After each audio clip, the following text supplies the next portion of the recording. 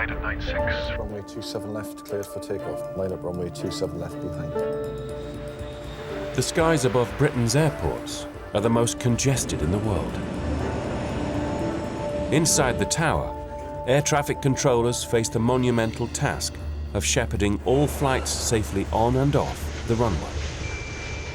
We are sitting beneath the busiest patch of sky on the planet. We're handling 3,500 flights in this very, very small patch of sky every day. Air Portugal 363 behind the departing British Airways Airbus 320, line up runway 27 left behind. In air traffic control, we're trying to avoid the aeroplanes hitting each other, which is kind of the goal.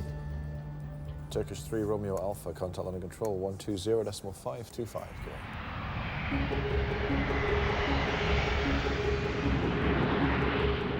Number 6 Alpha, cleared. Lift via final of altitude 1,500 feet, QNH 1019er. Once a flight departs, it's handed over to Britain's Air Traffic Control Centre, NATS, where a 200-strong team of controllers direct commercial aircraft through the complex network of highways in the skies above 10,000 feet. But away from controlled airspace, it's a different story.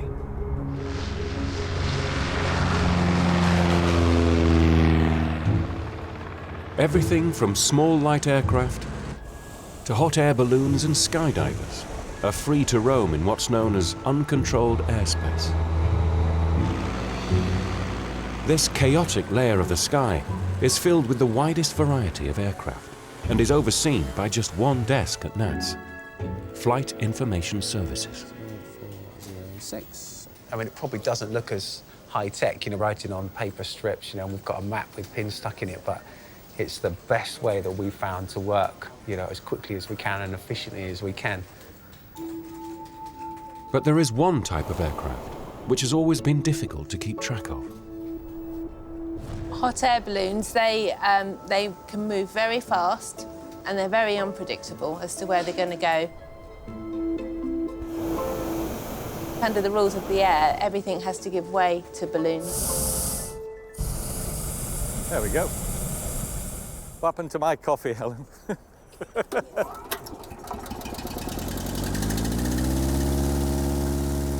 You know, in general aviation through the 20th century, the use of aeroplanes for mass transport, suddenly flying lost its allure. Hot air balloons have been Pete Dolby's obsession for nearly 30 years.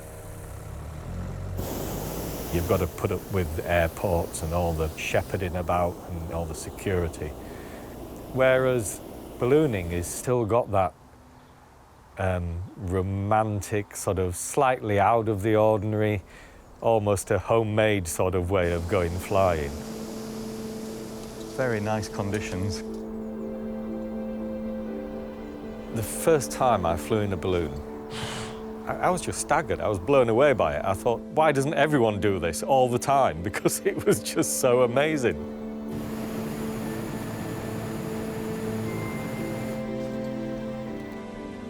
It's the sort of sense of freedom that you get. It's so peaceful, and it's almost like you're still and the earth is just rolling beneath you.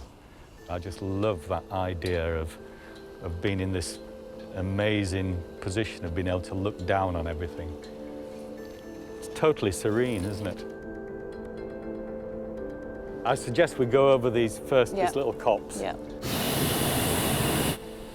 I think a lot of us are showmen. We've got this big, beautiful aircraft, and you know, you're in charge of it. And so there is that element of being a bit of a show-off, a bit of a showman. You know, look at me in my beautiful big balloon. All righty, brilliant.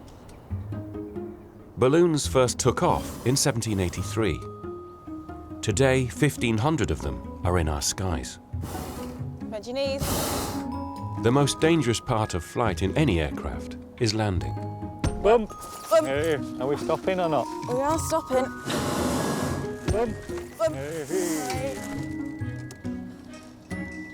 That's it. We're down. We're down. We're away. We are off. Easy as that. So if you want to make sure your straps nice and tight, they might need to come a little bit tighter. There are nearly 20,000 aircraft registered to fly in uncontrolled British airspace.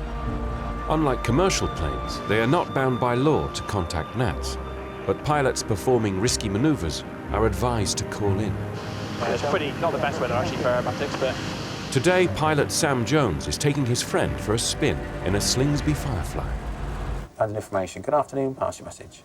Primary Hospital November Tango is a Slingsby T67M. What is your intended routing this afternoon? From Wellsbourne to Wellsbourne via Evesham, QNH 1021, and we'll be performing aerobatics overhead Evesham, afterwards returning to Wellsbourne, currently at 5,000 feet, and about 10 miles north of Evesham, request basic service. Roger, Squawk 1177 mode Charlie, basic service. With the freedom of uncontrolled airspace comes added risk. Hello, setback. Problems with commercial aircraft, very, very rare. But with light aircraft, it is more common. I'm going to tighten my straps there, leave stuff a bit loose there. There's a schedule of maintenance for the commercial airliners, and although the privately owned ones, they have to keep their certificate of airworthiness, like an MOT, faults aren't picked up in the same way.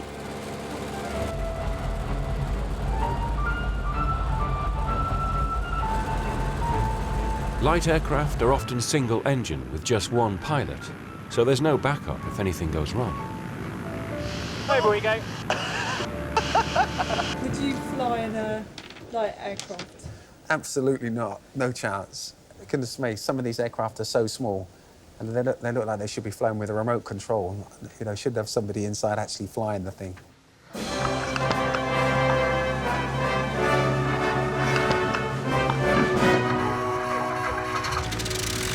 Al and Willy have spent 5 years as the Wildcats, flying pit specials in aerobatic displays.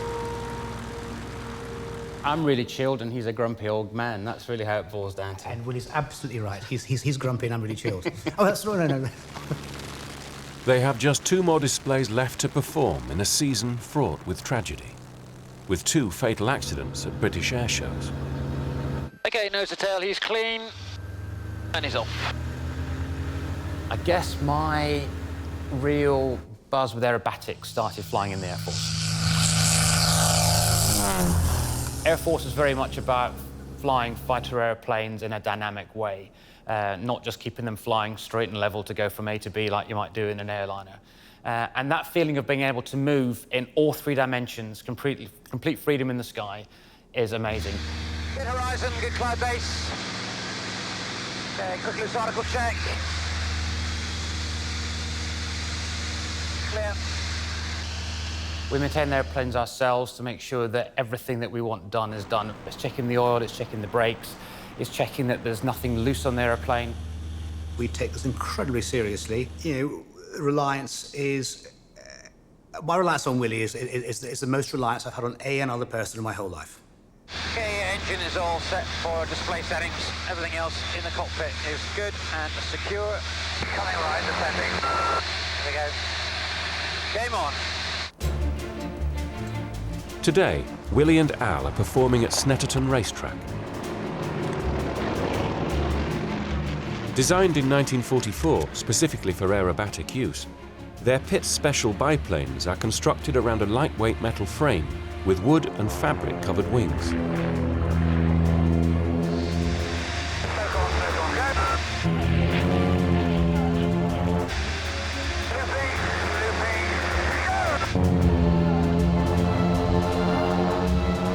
With a 260 horsepower engine, they are fast, highly maneuverable aircraft.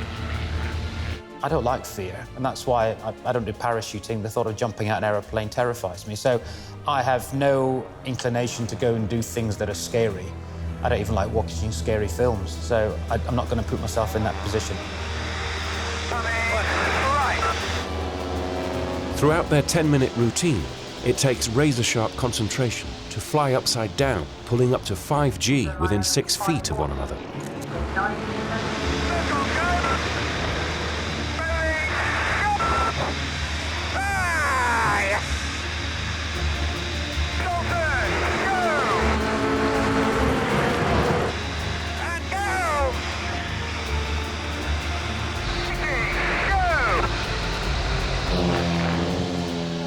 If I make one slight mistake, the chances are Willie will bang into me and we'll both be dead.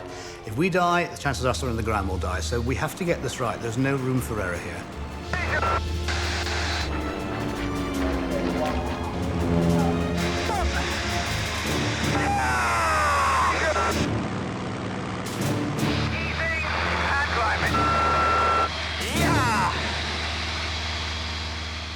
It's more dangerous than probably going out to play golf or fishing, I guess. But it doesn't feel dangerous. Nothing we do. We're not going up there thrill-seeking in that way at all.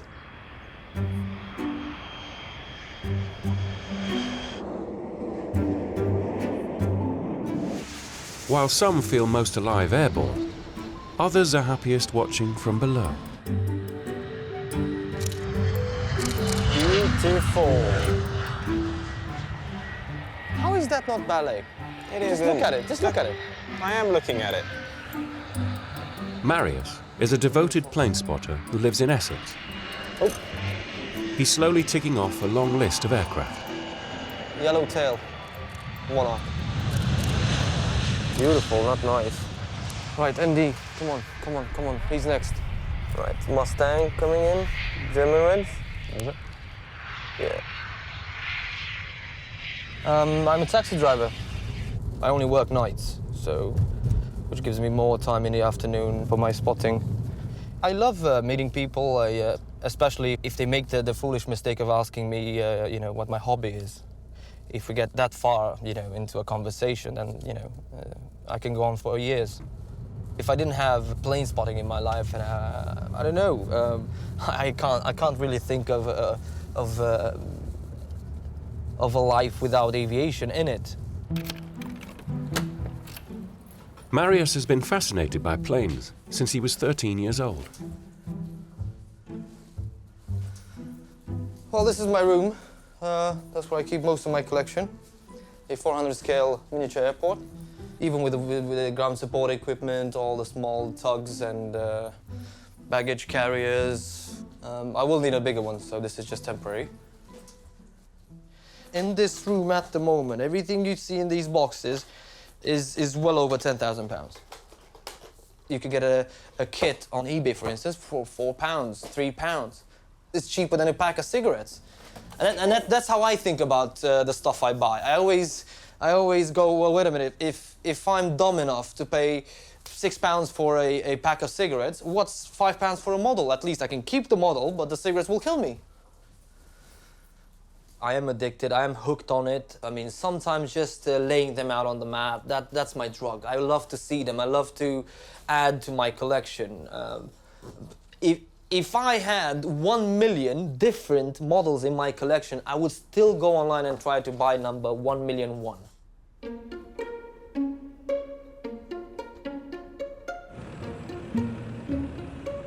Being in control of the real thing is what drives air traffic controller Ady Dolan. I remember talking to the first aeroplane that I'd spoken to at Heathrow Airport, and I thought it was amazing. Air Jamaica 1, clear to land, runway 27 right, and that was it. And that was the first transmission. I even printed out the little strip and took it home. It was an Air Jamaica flight from Montego Bay to Heathrow. After 15 years of early starts, the first red-eye arrival still holds a thrill for Ady. Heathrow's rush hour starts at 6 o'clock in the morning and finishes at about 11 p.m. It's non-stop. 5 to 6, plug in, sit there, don't say anything for a bit, and then suddenly in the murk, you see those first pair of lights coming down the approach, and then at bang on 6 o'clock, both approaches are filled with aircraft. And the thing is, unlike a computer game, you can't hit pause. They're coming, regardless of whether you stop them or not, they're landing. American 730, left turn, follow the greens, contact ground. 121.7. 6 till 7 o'clock, it's all heavy traffic. It's 747s, A380s, big, heavy jets, and they're landing constantly for an hour. There's one there, one there, one there, one there, every 3 miles. But it looks absolutely fabulous, and it still gives me a buzz about coming to work. It's great. KLM 1001, turn left, follow the greens, contact ground 121.7.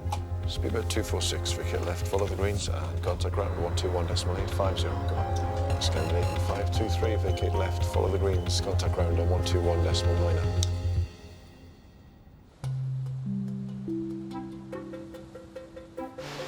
Below the more tranquil skies of Bristol, Pete is planning to revolutionise hot air ballooning. He intends to do away with propane burners and instead use just the heat of the sun to power the world's first ever solar hybrid balloon. That's quite exciting, isn't it? It is. A team of expert machinists have stitched together the balloon from 1,600 square metres of fabric, which, by absorbing the sun's heat, should generate lift. It's the first time Pete and fellow balloonist Clive have seen inside their creation. Balloons have only ever been powered by propane, which is obviously carbon heavy. So the idea is that we can try and prove that even a carbon heavy industry like ballooning can become far more sustainable. This has been a year in the making. It's always a bit nerve-wracking when they first come out, but more it's excitement to get it out and fly it. Yeah, we want to do this, basically. The balloon needs to be tested before being unveiled in a few weeks' time at Europe's biggest ballooning event, the Bristol Balloon Fiesta. So it's completely rigged now, ready to go? Yeah, I believe so. It'll be fine. Well, we'll find out on test flight, won't we? Yeah. For their maiden voyage, they need sun. Thursday morning, That'll be clear it sunshine, then, yeah. Friday looks like we've got showers from... Yeah. Oh well. From where it goes, so Thursday morning it's got to be, isn't it? On the first test flight, we're gonna hold each other's hands, aren't we, Clive? Like this. Quaking in our boots. If it works, the solar balloon will be the first of its kind to fly in uncontrolled airspace.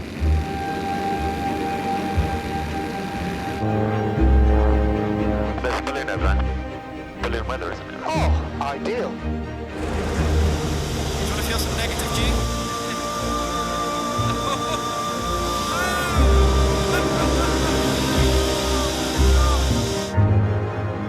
Wildcats Al and Willy have first-hand experience of the risks of recreational flying.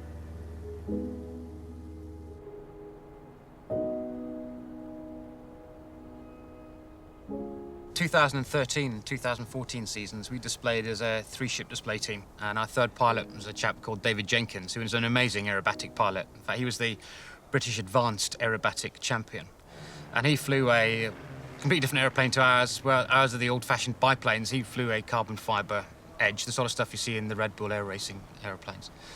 And we were flying an event to promote the air show here.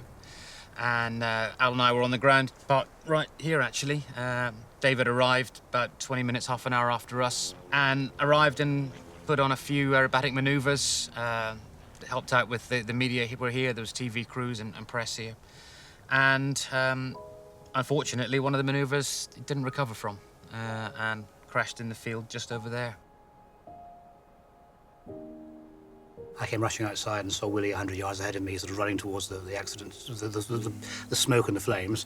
I chased him, and we lost a dear friend. Our greatest concern then was getting in touch with David's wife, Elaine, and being able to go and talk to her.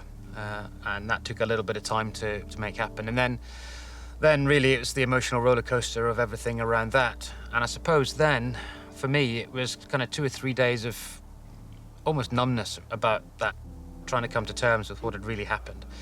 And it's not because it was an unusual occurrence for us. Both Al and I have been in flying for long enough now to have lost double figures numbers of friends through aviation accidents. You hope there's never going to be another one, but each one is equally hard to deal with. I lost my best friend and formation partner 8 years ago, doing something very similar. And, you know, what did I feel? I thought, how has this happened again? We got together pretty quickly afterwards, probably within 2 days, and sat down and said, do we carry on? What are we doing? There was no reason for his accident to impact on us. It wasn't the same kind of airplane. It wasn't doing the same sort of manoeuvres. So there was no real link to that and we decided that the best thing was to go on, and spoke to Elaine, and she was very clear that that's what he would have wanted.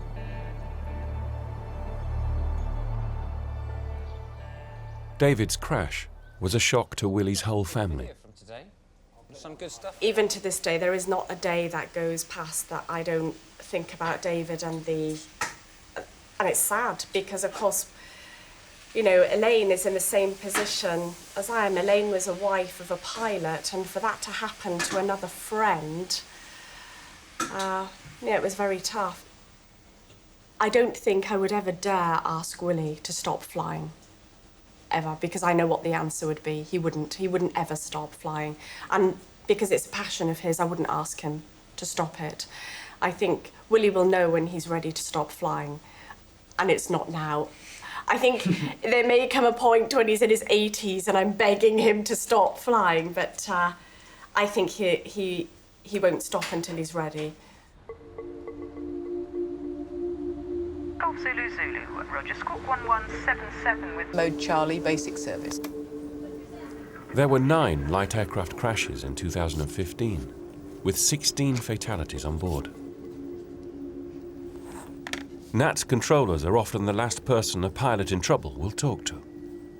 Last year, there was a crash, and it was an aircraft that we used to speak to almost daily. And it used to fly from the Norfolk area over to Ireland and back. And he'd do that every evening, and it would be, you know, we don't know the pilots, but you get used to particular call signs and, you know, oh, hello, how are you, sort of thing, if it's quiet. But he crashed, and everybody was like, oh, that's, you know, we didn't know the people, so it's not, you know, sort of sad that way, but it's sad in that, well, we used to talk to him almost every day. Regardless of the risks, for some, the freedom of uncontrolled airspace is unbeatable.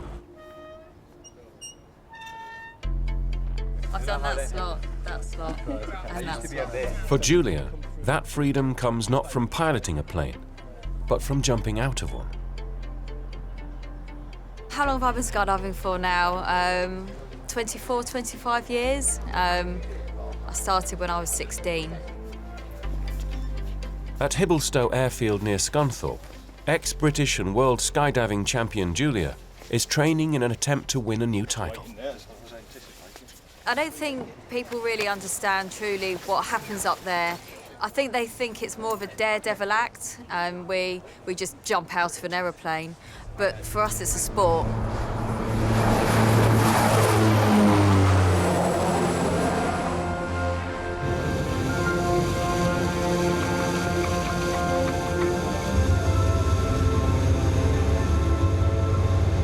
Most people think it's like a fairground ride where their stomach goes away and they don't really have control of the feelings inside their body, and it's nothing like that at all. When you're up there, you don't think about anything else. Nothing else matters, really. You're in the moment. Everything that you have on the ground, the manicness of life, is parked for a moment while you're in free fall. Julia's just joined the newly formed team, the Ex-Presidents, after taking a break from the sport to have her first child, Chloe. I had to stay on the ground for a year. It was hard when I turned up at the Nationals last year. I was 3 months pregnant, and the moment I stepped foot on the drop zone, I felt a lump in my throat because I saw all this activity and I wasn't part of it. Jump? Yeah, it's all right. You all right? The day that the new champions won the trophy, I said, I'm going to get that trophy back next year. So it gave me a motivation to get back in the air anyway. 5 months after having a cesarean, Julia is back to full fitness, but late to start training with her team. The National 8-Way Championships are in just 2 days' time. How are you feeling? What was Chloe, your daughter, like last night? Normal.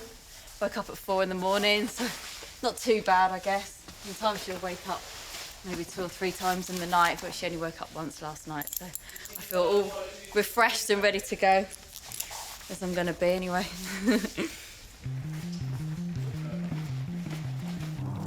She quickly fed her, so now we can disappear for a couple of hours, get some jobs done, and hopefully get her to sleep. I'd be lying if the first time, I think, after Chloe was born, that I guess it does cross your mind, ooh, what if? But that was it after the first flight. It was just normal again. So, otherwise, we'd never get on with doing the stuff we enjoyed doing. Skydivers follow a set pattern of jumps, but the team need their movements to become synchronized. Plummeting to Earth at 115 miles per hour in formation requires skill and concentration. How'd it go? Yeah, not bad, yeah. It's going to take a couple of jumps to bed in, really. It's all so new for us all, jumping together, so it doesn't quite feel like we're there yet. The team must exit the plane at exactly the same time, holding on to one another. Then, as quickly as possible, begin their planned routine of manoeuvres.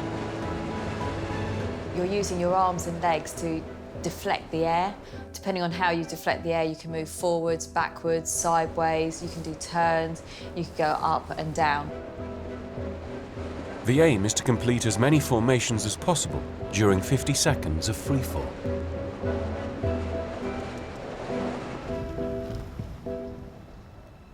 Exit went well, and fall rate is a little bit inconsistent throughout. It's a bit, half the formation's up here and half down there, so something we need to work on, but it's cold up there. 9 hours and 10 practice jumps later, Julia heads home. Wow, really enjoyed it. Go and be mum. More tomorrow. Yeah, go and be mum. When I'm not skydiving or coaching, she'll go in this here, and I'll be exercising here, got my weights here, and she'll just watch me, really. It's as important for me to be exercising and for her to see me as fit as I can be, really. And it was difficult for me to do at first, because I thought, no, I should be spending my time with her and not exercising myself. But then I thought, well, actually, if I stay fit, there's going to be a benefit to her. I think some people, when they become mums or they see mums skydiving, they do wonder, why are they doing that? It's dangerous, etc., etc. It's weird how people don't think that about dads, but they do tend to think that about mums. And do some sit-ups. You ready? 3, 2, 1, up. Good girl.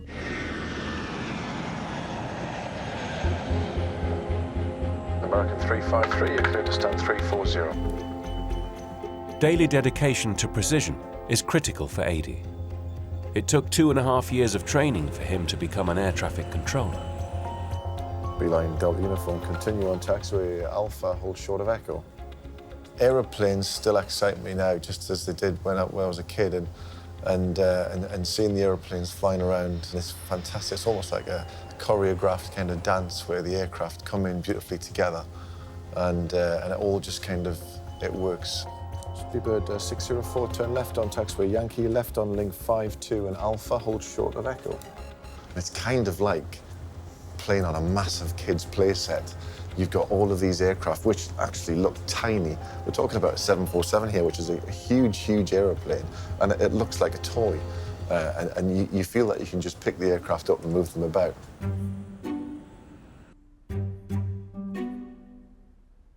My girlfriend knows that, and I never told her not to touch anything, but she can see that I'm very against anyone touching this stuff. So I'm lucky. She's patient. She is lovely, and I hope she puts up with me for a couple more years. I have an obsessed boyfriend. I just got a new job. I was volunteering for a while, and now even like got the job, like a part-time sales assistant for a charity shop. And he told me, if you get in like cool stuff regarding airplanes, please bring them home, buy it for me. And I said, I know. Pictures, I've got thousands, well over 10,000 photographs. First day covers. I paid about £6–7 for each one of these. That's £6, £6, £6, £6, £6. So I think it started as a hobby, and now it's more than a hobby. These are the 500 scale miniature people, and you need thousands of these. This is only a set of 32. I'm gonna have to get more of these. I really love him for what he is. When I say his name, I just see airplanes. So, Marius, airplanes. You cannot, like, tear apart the image. You're the same with cats. We were talking about, like, getting married. Yes. And he has, like, a whole, I think, scenario for this. Again, airplanes. And... No. What? Okay. Should I know something? It should involve something with aviation. Come on, it's my wedding too, you know. How are people going to show up? Airplanes and cats. That would be a blast. Listen, we'll definitely have a discussion about the cake being either shaped as a cat's head or an airplane. But I'm not going to show up to the wedding in a car, that's for sure. I'm either going to fly in with a helicopter or jump out of an airplane with a parachute.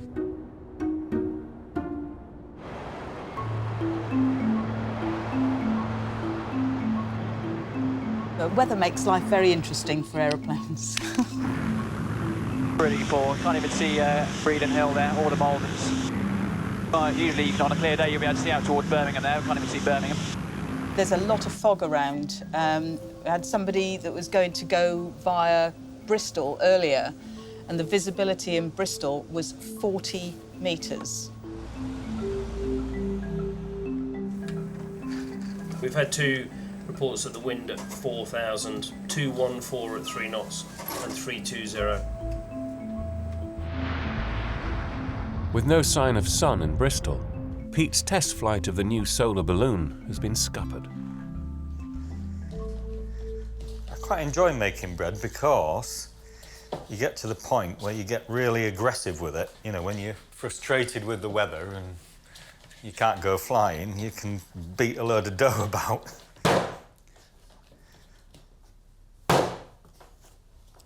Would you say you're addicted to flying? Yeah, I think you're right. That's a good way of putting it. I used to say years ago, and I occasionally got told off for saying it, was that it's a bit like a drug. Isn't particularly PC these days, but you know, that's the best way I can describe it, is that, you know, once you've done it, you think, yeah, can't wait till I do that again, you know. After weeks of overcast skies, the day of the Bristol Balloon Fiesta dawns, and with it, a forecast of sun. Sandbags, 1, 2. It's the first opportunity Pete's had to test his solar hybrid balloon, and he's doing it in front of 500,000 people. Look at it, not a cloud in the sky, so it's going to be great. It's going to be brilliant. That'll do, actually, Clive. I'm really looking forward to this flight. It's always good to do something that's a bit of a first. It's going to be a big learning curve because this is the first ever flight of this balloon. So we need to see how it works, how it responds. But once we get airborne, we'll find out. Just pull that out a bit, Nigel, please. There's always a buzz at the Balloon Fiesta with all these balloons around. Having a new balloon to play with, a new concept in ballooning, yeah, that's great fun as well. So hope the sun kind of creeps up, starts warming us and the balloon. Moment of truth, Andy. Wish I knew what I was doing. Well. Hey. Yeah. Nice knowing you, mate. Thanks, pal. Pete's experimental solar balloon is one of 500 balloons taking off during the fiesta. Making sure they don't hit each other or anything else is priority. You all know, those of you who've been before, how important airspace and protecting our relationship with Bristol Air Traffic is to us here in Bristol. You'll be in serious trouble if you transgress into airspace, because Bristol are particularly busy this weekend, and so they're happy to help, but we mustn't aggravate them by doing stupid things. Okay, have a great flight and be safe. Thank you.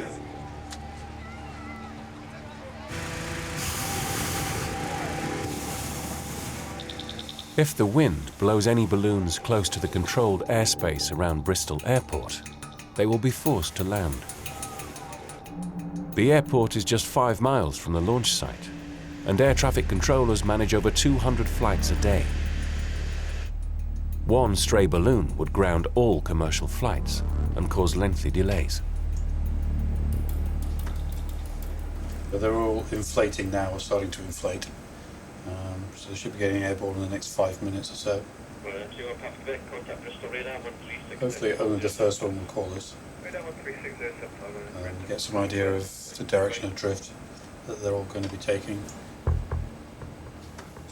Okay. It's the moment of truth for Pete's pioneering balloon.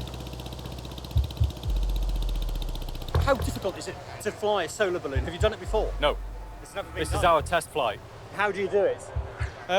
Once we've got it stood up, we're going to point the black side of the balloon to the sun. The black is a solar collector. Once it's heated up enough, then the balloon will start to lift off the ground.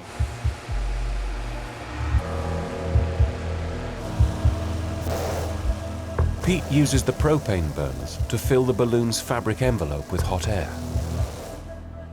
All he can then do is point the black side of the balloon towards the sun and hope it absorbs enough heat to generate lift and get them airborne. Let's do it. We're going to turn that way.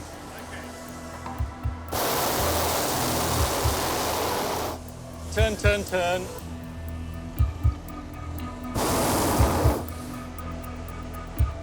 Shall we have weight off? Weight off.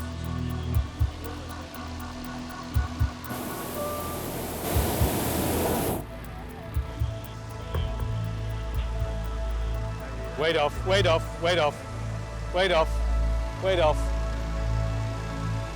We're going. Hey. Solar ballooning.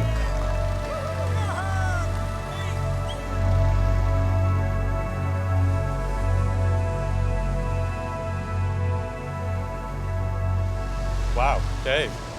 Yeah, we're working. This is working. We're still going up. If you were in a normal balloon, you would have put in 3 or 4 burns now. No burning! Yeah, we're about 20, 30 feet a minute. Steady climb, that's what we need. They're up. But the wind is turning the balloon away from the sun. Are we going down? You know, I mean, we're going to lose that sun off that side, so I think we do need to... So we need to rotate left.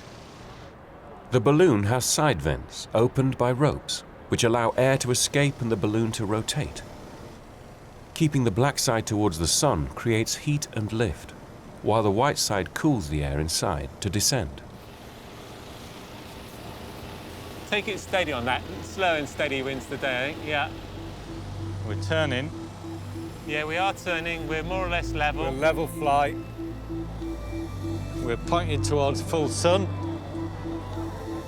And we're trickling along quite a nice little direction. Trickling along nicely, yeah. Wow, Dave. Amazing.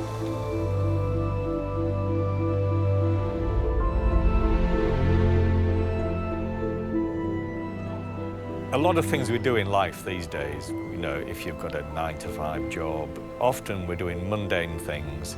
And I don't exempt myself from that. I do lots of mundane things in my day-to-day life.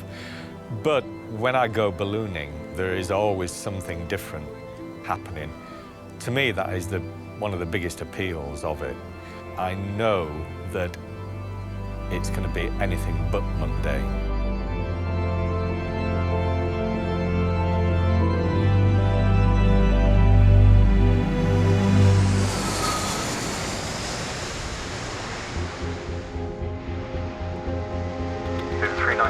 Flight level 12, sorry.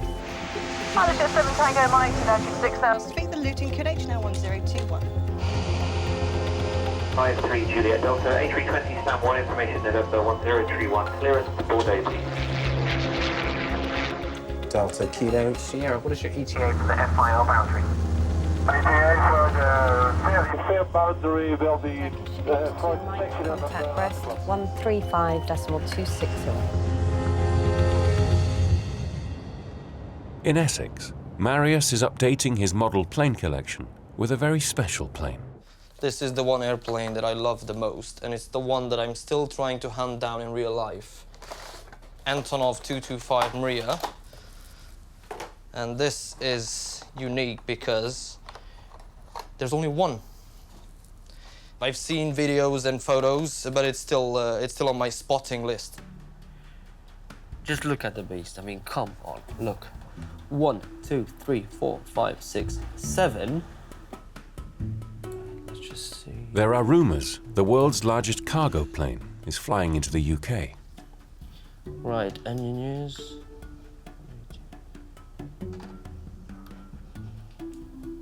Oh my god, oh my god. It is the 225. It is the 225. Yes, yes, it is the 225. Now that's worth a drive from London all the way up to Doncaster. It's what, 180 miles? Totally worth it. Look at all these people. 1, 2, 3, 4, 5, 6, 7, 8, 9, 10 cars, and that's just for the approach. Now that's a proper spotter. You see, you have people in their caravans driving around the country. They take a week or two off, or they just, they consider this to be a holiday. A small crowd has gathered outside Doncaster Airport. It's moving. No, it is moving. Get on the mound.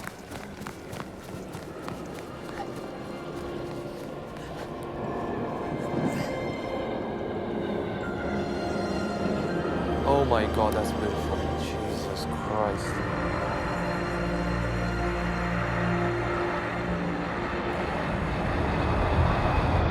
Oh my god, great. Just the sound of it.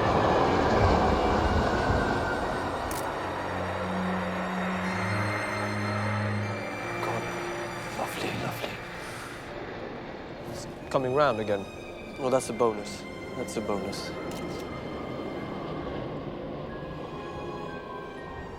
Come on, you beautiful thing. The 6-engine plane can carry 250 tons of cargo and needs 32 wheels to land. This is officially the best day of my life.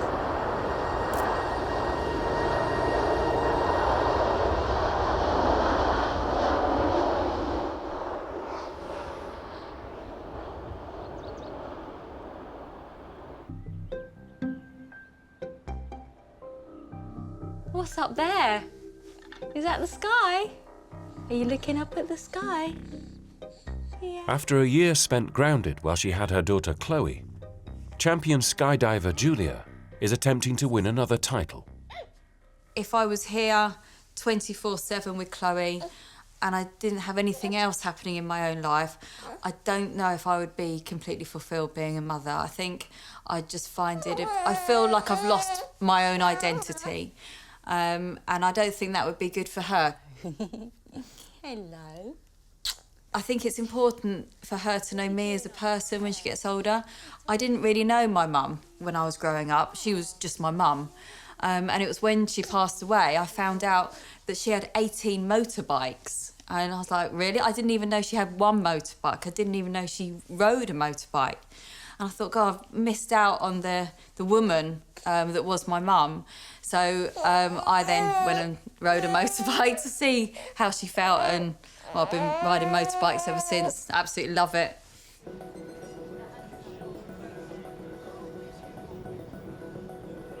The National Skydiving Championships bring together Britain's best formation skydivers.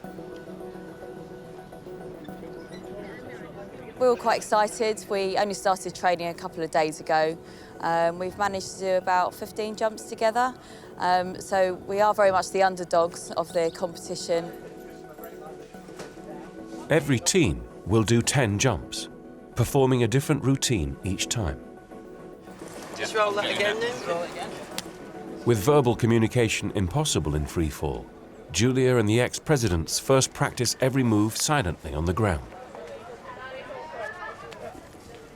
It's a bit like synchronized swimming in free fall, and it's great that every team, we're all doing exactly the same formations, so we all have the same skydive to do, and then it's whoever can complete the most number of formations in the 50 seconds competition time.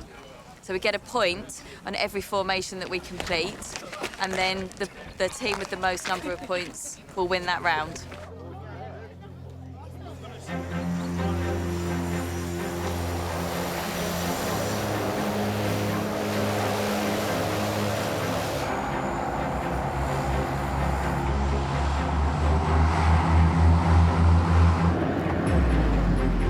The 9th member of each 8-way dive team wears a helmet-mounted camera.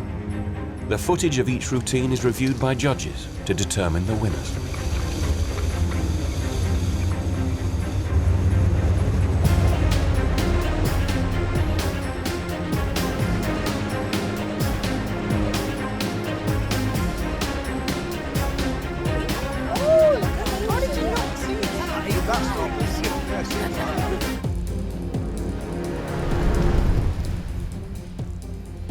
Dealt with it. I think it was a great first jump. Respectable first jump, wasn't it? Yes. I'll do for round one. Quite happy with it. Move on to round two. Yeah. We've got 10 rounds, so we can't start resting until all 10 rounds are done.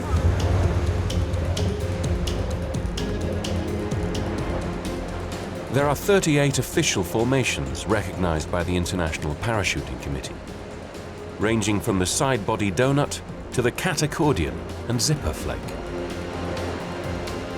Each team member must maintain the belly down position and fall at exactly the same rate, creating maximum wind resistance.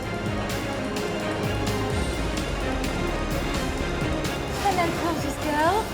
Mwah. Hello.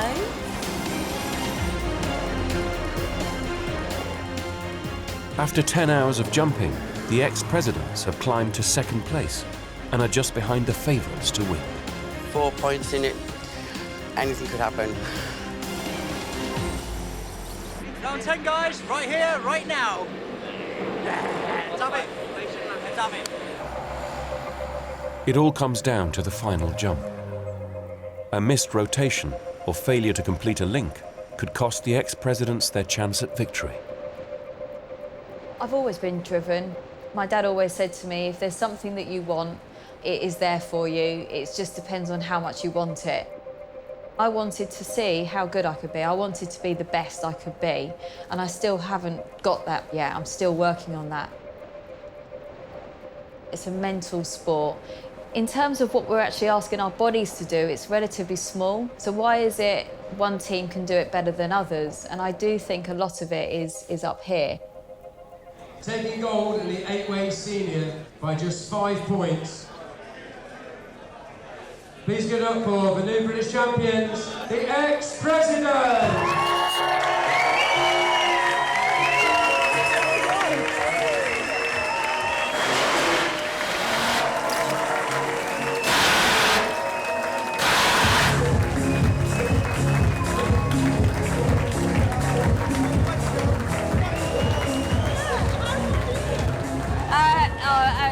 Overwhelmed, to be honest.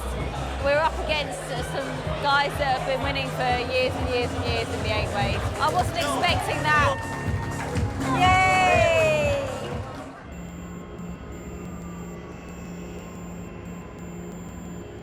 Speedbird 798 Hotel behind departing company 320, line up runway 27 right behind. At London Heathrow, Ady is reaching the end of his 8-hour shift. The runways go silent, but the airport is still very much alive because at a place like Heathrow, you can't really afford to do essential maintenance work during the day when aircraft are landing and taking off. So there's a huge works party will come into the airport and they'll work on one of the runways every night. Even if there's no work to do on that runway, they will clean all of the light fittings, they'll repaint all of the markings and get everything ready for the next day. I don't mind getting up at 4:30 in the morning and coming here. I really enjoy it. It's hard, it's tough, it's a lot of airplanes, it's non-stop, but just get the job done. And that's what happens every day. And it's brilliant to be a part of it.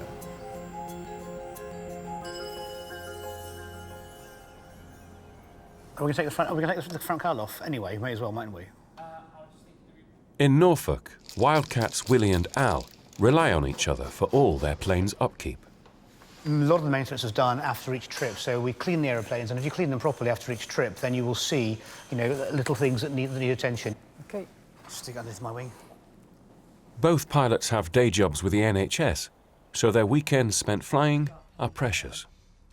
I can remember sitting in maths classes or history classes at school, looking out the window and seeing jets flying past and just thinking, you are so lucky, I wish I was up there and not down here. So I have always, it's all I've wanted to do. I mean, thank goodness I managed to do it. I don't know how I'd have got through if for some reason I'd been told, no, you'll never be able to fly, because I was so desperate to do it. We're probably going to be quite late tonight. I think it's probably going to be 6:30, 7 before we get back. So I shall see you then. All right, we shall see you then. Enjoy your day. Will do. You'll, Bye, darling. If I can't text you, we'll try and text you, but yeah, that's fine. Depends on what coverage we've got. Okay, All right, have fun. See you later. See you later. Have a good day, Maisie. I'll see you later. Bye. See you later, guys.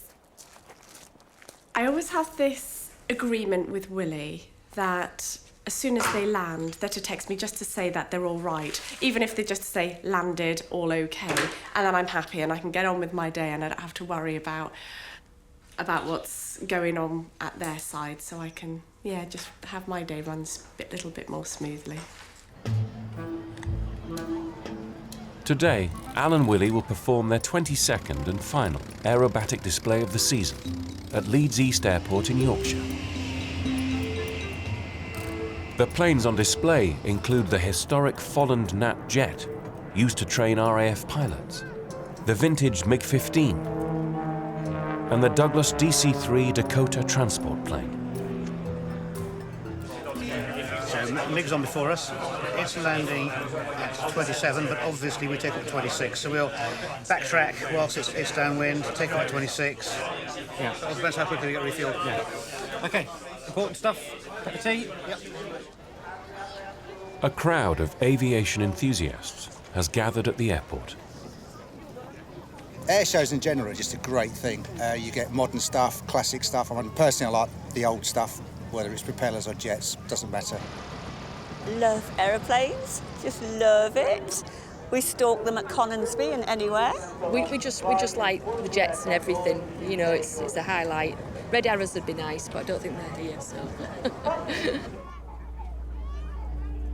Enthusiasm for aviation is still high, but the air display industry took a massive blow in August 2015, when a vintage 1950s Hawker Hunter jet crashed onto a busy road during Shoreham Air Show.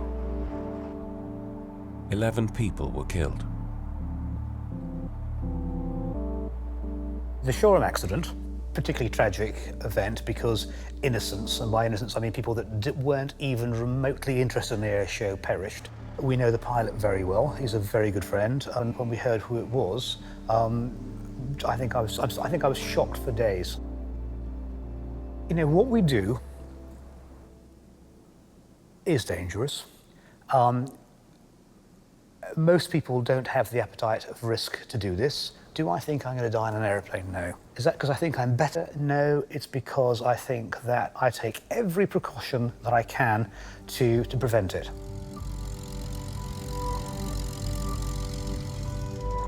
Smoke on, go. Stall turn, go. Rolling, visual, kicking, go. No matter how humdrum my day or my week has been, and no matter how many muppets and morons I've had to contend with in everyday life, I can strap into my aeroplane and go and find a freedom that I don't think you can find anywhere else.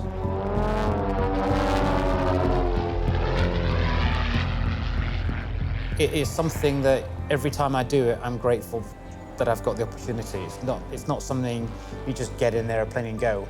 But even that, an hour and a half in the airplane, you get out the other end and you go, you know what, that was still fun. Even if it was cold, if it was noisy, if it was bumpy, it was still fun.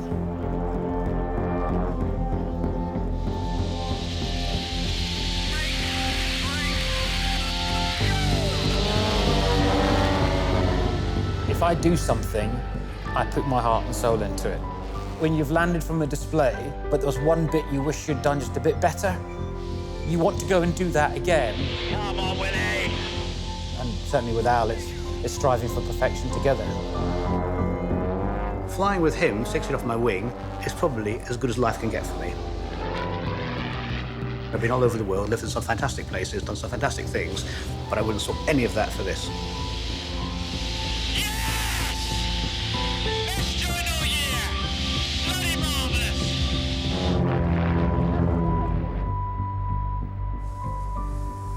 Climbing again.